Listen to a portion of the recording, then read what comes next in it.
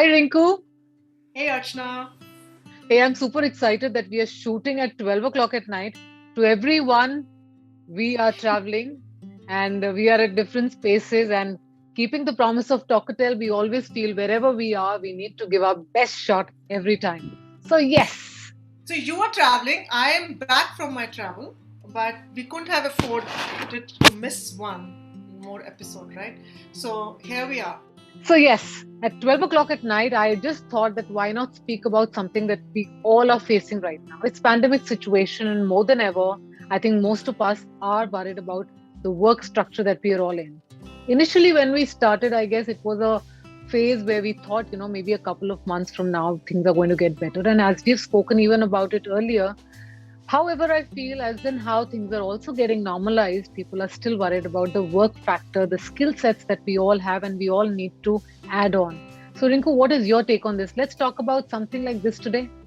Yes, in fact, I think it's a huge topic, Archana, and I think future of work is a serious discussion happening right now at all ends. Whether you're a business professional or a student or a fresher, or even a veteran in professional world, I think we are all worried about how the future of work. And look at us, we are doing a recording at 12 a.m. This is what everything has got us into. But I would say that I think the big shifts in the future of work that we are looking at, the main reasons are, of course, technology is going to disrupt, and that's been there for quite some time. That discussion has been going on, but specifically because of this pandemic, a sudden and a huge shift has happened, and that has impacted a lot of aspects. Culturally, we have impacted our work environment, how we are functioning now, how the offices are. The staff is expected to work. That's changed. The skill is definitely impacted, and the demand is obviously changing and shifting. True. So we'll try this month use future of work as a basic foundation of discussion topic, and then we'll pick up some aspects of it over as we move on week on week. But for today, we want to address basically what are some of the skills which are very very critical. And enough has been said. What we're going to talk about is some specific skills which are much more in demand. Uh, Probably not given that much of a weightage, but if we are ignoring those skills, then as a professional we are losing the race. These are some of the skills that we want to talk about. I think that sounds so good because answering and getting solutions to these questions is something we all are looking forward to. Let's start from you and let's add on something that we need to understand about the skill sets that we all need to upgrade and add. So, you know, going back to the topic, as in what is causing this skill demand to change. Now, most importantly, when you talk about technology and the disruption that digital transformation is causing, that has actually taken a quantum speed now. It's increased by multifolds. So hence those changes that we were expecting to happen over a period of time is going to happen very quick and sudden. So that's one reason which has caused that shift and caused a concern for us to be aware of what skill it's going to impact. And the other part, which is because of COVID and because of pandemic, and I think with the wave 3 coming and everything happening, we don't see a future too different in coming couple of years. That has of course changed a lot of work environment shift, as in people are working from home and stuff. So what are some of the skills? So that has impacted some of the demand in skills that we're talking. So there are 6 or 7. I haven't counted them, but some 5 or 6 skills. And if you come up with something, and feel free to share. But one of the most important skill that is looked for right now is empathy. And why we talk about empathy now, empathy is a very intangible aspect, right? You can't measure it, you don't know how to build on it, and we'll probably, if we get lucky, we will talk in some future videos on how to solve these and how Yes. to upgrade yourself and upskill. So how can one be more empathetic? But just for now, empathy is something which helps you connect with people better. And given the situation that we are in, given that we are working in virtual environment, that's one of the core aspects that the employers are looking for it. Even as a business professional, you need to have that as a basic skill for you. If you're not able to connect with people and understand and be sensitive to their needs and expectations, I think you're going to fall flat. So that's the most important skill.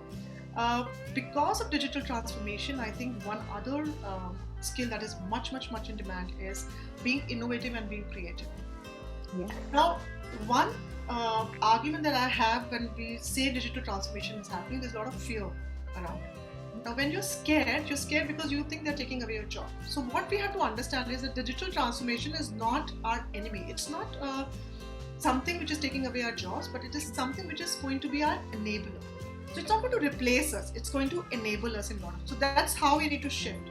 So, I think that has caused a big, and the only way to fight through that is that if you want to be ahead in the race of employment and want to feel secure and want to grow professionally, the important part is that you have to be creative and innovative, and be aware of this technology. And when I say creative and innovative, that even if you're not using the technology right away with your hands, or you're building the technology, as an enabler, you need to understand how technology can enable your function, and you should be fully aware of that. So being creative, innovative in how you work daily, I think that's important. The other one is resilience, of course. I think you and I have discussed this a lot. You want to say something about it? It's a never-ending thing. I think resilience is something that we all have been talking, and we have been talking about it very, very prominently from day one. And it is a skill that as humans today, more than ever, we realize that it is supposed to be a part of our living. Not just in the factor of a technological era where during this time we are all under the pandemic crisis. However, this is one thing that as youngsters to XYZ age, it has to be a skill that is supposed to be in our bloodstream. True. I think if anyone who has not given up, I think if you and I are sitting here and doing our things the way we have faced a lot of challenges and a lot of surprises that we have faced in our day-to-day work. But I think being resilient is something which has helped us be where we are and continue doing what we are doing. So I think being and yes, we never give up. Absolutely, we're warriors, remember. So being resilient is basically an ability for somebody to overcome and keep going and keep moving forward, and overcoming all the hurdles and the difficult times that we have. And if pandemic has taught us one thing, is being resilient. I think that's one big thing. So that is another important skill. Couple of other important things which happen to come as an aid, and employers are very, very particular about it. And if in future if we're not equipping ourselves and being good in that, again we might fall behind in the race. So those are basically being collaborative, because you're in a virtual environment. You've got to be, when you're working from home, when you're not meeting people face to face, then how do you form and establish and connect with people virtually? And we've done a couple of videos on that,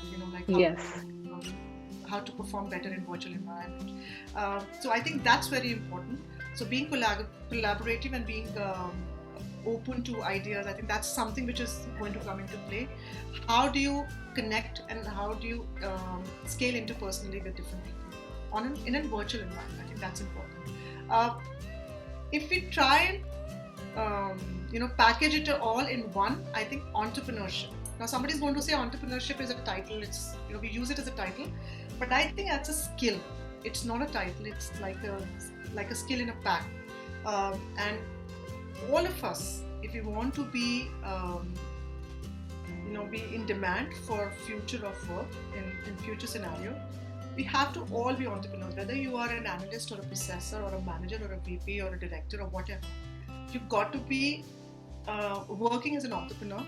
And when I say entrepreneur, basically your ability of taking risks, your ability of, like we say, not giving up, your ability of being owned, taking responsibility of what you do, being disciplined. A lot of it comes into it. But basically, you are running your own work, day-to-day work as an entrepreneur, and that means you are solely taking responsibility for entire work that you're supposed to do, and not be looking at your managers or your seniors or your fellow peers to take accountability for that. So I think these are some of the skills which are going to be very, very important. And hopefully if we have enough time, or maybe we'll cut out a program where we'll talk about how to build these skills and have a more practical idea on this, as in how we can build up these skills and how we can upskill ourselves. Everyone, we both are coming with a series of workshops where we are going to be doing these small bite-sized sessions where we're going to address the issues that we feel are really relevant. Rinku, I really love the way you redefine the word entrepreneur, because mostly it is just a bookish definition we all kind of see. However, if you see entrepreneurship as very vast and wide, you see that every emotion, every action of yours is a part of everything that you're doing. So If it is your work, then everything that you're doing, from your emotions to your behavior to your everything, is included in that. And that made so much of sense. Thank you. All right, so should we wrap it up? I think this is all that we wanted to bring up today, but in our future episodes, we'll dig a little deeper on other aspects of future youth work. What do you say? Perfect. All right, everyone. We'll see you next week with yet another topic that is really, really close to our heart. And till then, bye bye. Bye.